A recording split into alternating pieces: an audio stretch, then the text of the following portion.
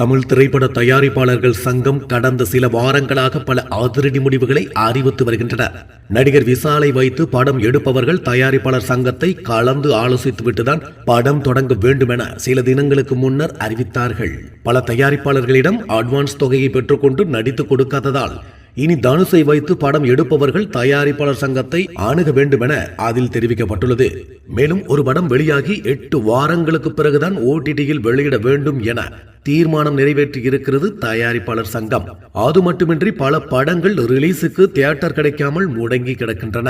இந்த நிலையை மாற்ற புதிய விதிகள் வகுக்கப்பட இருக்கிறது. நடிகர்கள் சம்பளம், தொழில்நுட்ப கலைஞர்களின் சம்பளம் கட்டுக்கடங்காமல் சென்று கொண்டிருக்கிறது. அதை முறைப்படுத்த வேண்டிய கட்டாயம் இருக்கிறது. தமிழ் சினிமா துறையை மறுசீரமைப்பு செய்ய வேண்டியிருப்பதால் 1/11/2024 தேதி முதல் அனைத்து விதமான ஷூட்டிங்கும் நிறுத்தப்படுவதாக தயாரிப்பாளர் சங்கம் தெரிவித்திருக்கிறது.